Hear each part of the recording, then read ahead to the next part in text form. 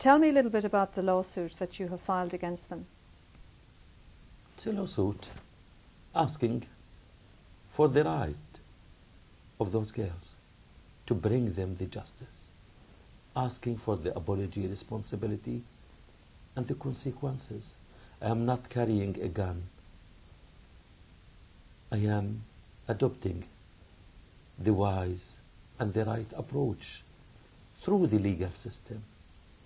And I hope one day wisdom to prevail and to bring those girls and others justice that they were killed because. Is it the Israeli Defense Forces in particular? To the Israeli government. The Israeli government? Yes. And you want them, their representatives, to be put in the dock to justify their actions and to explain why people like your daughters were killed? I am not waiting to justify. An apology. Apology, responsibility, and consequences of that. What happens, Doctor, if you don't get that? I will do my best in every possible way, in every legal way, wise way, and good acts to bring my daughters justice. What is it that the world, do you think, should be doing, whether it's countries like Ireland or America or wherever else, to see to it that you do get the apologies that you're seeking? Each of them to put himself in the shoe of the others, and if they accept it or not, for themselves. I ask each of them in this world, not about my daughters, please. My daughters are symbolic, represents the suffering in this world, if they accept what is happening in this world or not. When they go to sleep and to put their heads on their pillows, if they are satisfied with what they did during that day, and if something happened to them, would they accept it? Would they accept to be treated the same way? That's the question. And you can interview them. And to continue this story with their answers.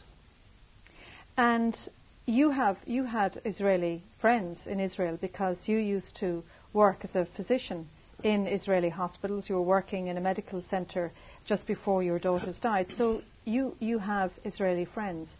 Were they absolutely appalled? I have and I will have. I will continue to have my Israeli friends. And what did they say about what happened to your family? They don't accept it. And they stood steadfast against it. And are they doing anything, or is there anything that they can do? They are doing, and many of them, they wrote letters of not accepting what the legal advisors said.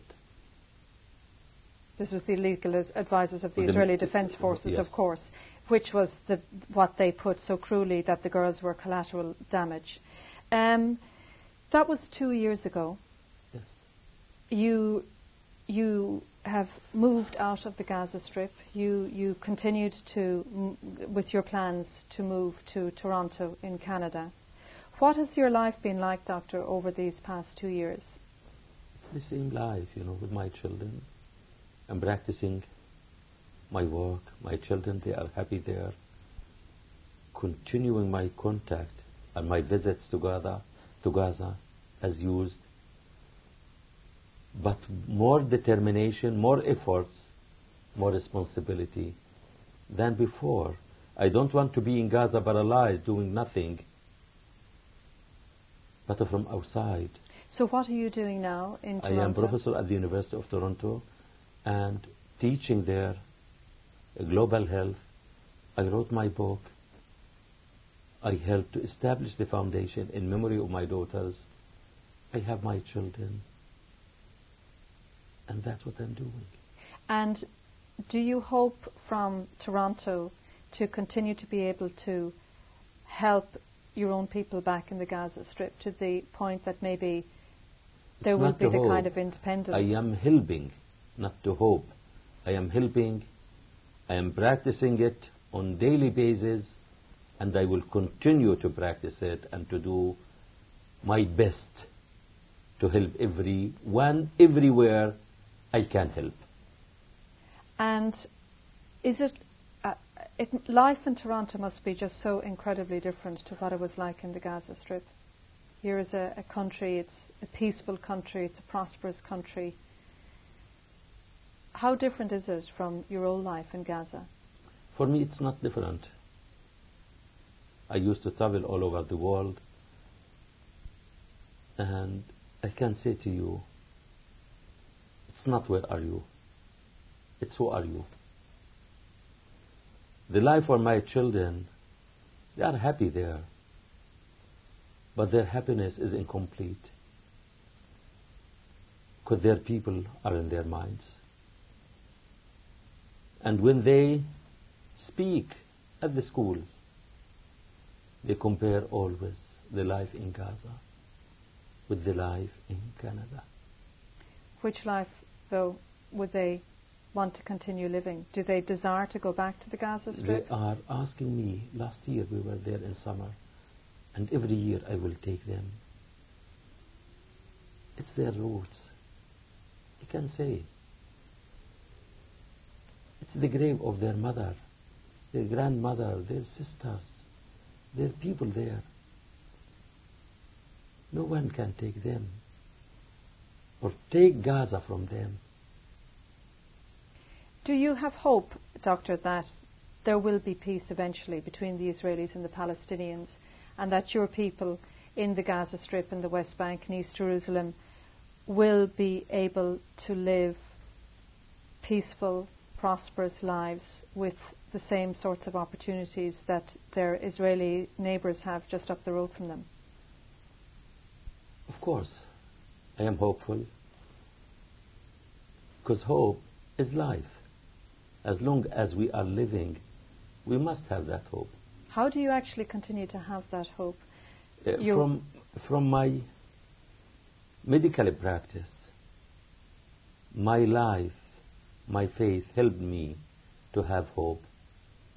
In our medical field, we are not allowed to lose hope in treating any patient as long as the patient is still alive.